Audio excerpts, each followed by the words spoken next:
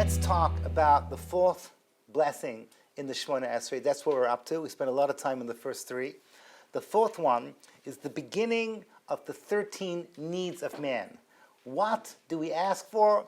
We ask for the single most important thing that we need, the foundation block. In Judaism, number one is always a foundation block. Number one is not just number one in a series. Number one, like today is Rosh Chodesh. Today is Rosh Chodesh Iyar. The whole month of Iyar boils down to today, which is Rosh Chodesh. The whole year boils down to Rosh Hashanah. The 13 needs of man boil down to the first one. The first one is the essential need. And what is that? What's the biggest need that we have? No, health is number 5, I think it is. What? Intelligence. Intelligence. Das. So let's say it a little bit better. You have to be correct. But what's the most important need that we have? Before that, what God got to do? What? Understanding. The very first thing I need is, I'm not being fair. I'm setting you up for failure. What I'm looking for is the very first thing I need to be is to be me. The first thing I need is to exist. I have to take up space in this world. So I just want you to stop and think for one moment. It's kind of a bizarre thought, but it's important to think about these things. And that is the following. Hashem basically controls the world. He's God. He can do what he wants. Hashem, as we say in our prayers, La Hashem ha'aretz umlo. To God is the universe and everything that it contains. So we look at the big wide world, and there's a lot of stuff going on. You look at the planets at night, you look at the beautiful Jerusalem sky, and look at these things Hashem created, and everything is going exactly the way it's supposed to go. Every planet, and there's billions and gazillions of them, and each one is moving around exactly the way Hashem designed it at the moment of creation. And all the way down to this little planet called Earth.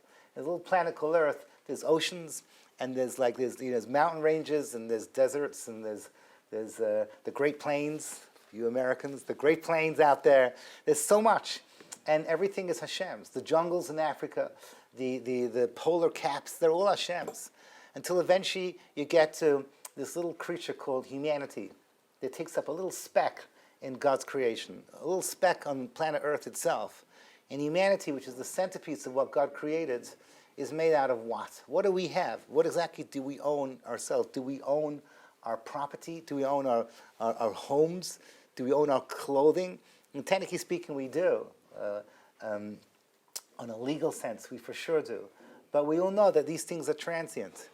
Very, very few people in this room have lived in the same home their whole lives. As a matter of fact, just raise your hands if you've lived in at least 3 homes. It's basically everybody. You're a lucky girl. You're a lucky girl. People move around the whole time. They just move around. For sure, your clothing doesn't stay yours. Just keep up with the Neve food, and you'll find out. And this is the. I'm sorry. I did not mean to scare you. Just stick with the salad. The point is that that's the way we are. That's the way. So what do we have? So we have our bodies. We have our body. Do we have our bodies? Let's be very brutally honest about our bodies. Our bodies are basically transient as well. You're born, this little shriveled up little raisin. You die, this little shriveled up big prune. You have your good years in between. Sorry to be depressing, but the body's here today and gone tomorrow. And anytime you want, you can turn your body to plastic. Ask Michael Jackson. You can do it. It's the way we work. And when you die, they don't even bury you. They just throw you into like a recycling bin. So what's your body? Your body is here it's just a piece of flesh and blood and bones. So you say, okay, I have my neshama, I have my soul. You don't really, really have your soul, do you? You have your soul? Every morning we say in our prayers, Hashem, Elokai, neshama shenasata bi. The soul that you breathe into my body. The soul, whatever this means, is Hashem's breath. It's a part of God himself. That's why we're created in the image of God, because we have our soul. So what does it mean? A soul belongs to Hashem, our bodies belong to Hashem. So in the language of the Kabbalists, there's one tiny little thing that Hashem left for us. And that's where our bodies and souls clash. That's the I. That's the me, myself, I. That's the ability to make choices. Okay, any French girls? Where are you? Anyone you recognize? Je pense, donc je suis. Je pense. Rodin. Okay, what is it? In English, I think, therefore I am. Who said that? Descartes. That's right, René Descartes. Yeah. So we agree with him basically. It's just that the language that we use is different. We don't say I think, therefore I am. We say I choose, therefore I am, which is just basically another way of saying the same idea. We are our choices. It's a direct quote from the Ramchal and all the ancient rabbis, and I may add, Albus Dumbledore. It's not where you come from that makes you who you are. It is your choices. And so we have that little teeny weeny bit that Hashem gave us, that teeny little sliver that's called the me, the personality that I have, the goodness that expresses itself through choosing good over evil. That's me. That Hashem actually leaves for us, the tension between our body and our souls. That's where we find that little thing called I. And that is what we ask for. How ironic. The one thing that Hashem gave us is the one thing that we need to ask for, because we are never, ever, ever allowed to take it for granted. I just want to say a little sad story. I'm a grandpa. I'm in my 50s. You know what I mean? Like, proudly middle-aged. There's a person my age who, by mistake, I said over where he comes from, and somebody says I know him. So I don't want to give more details, but he's my age. And I was in one yeshiva, and he was in yeshiva down the road.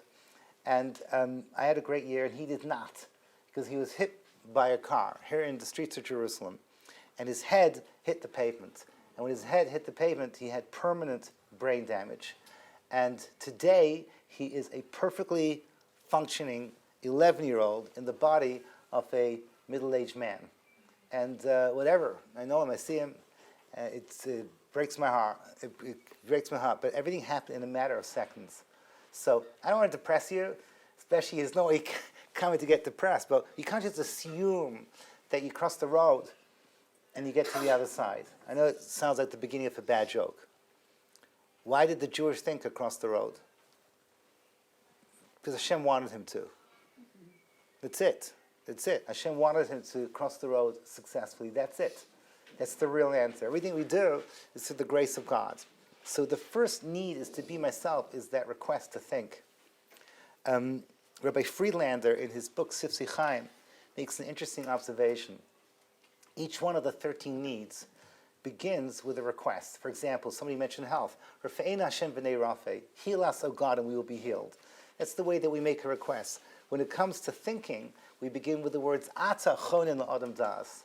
You're the one that gives us a gift, the ability for man to think. Why is this different from the other 12 needs that we have?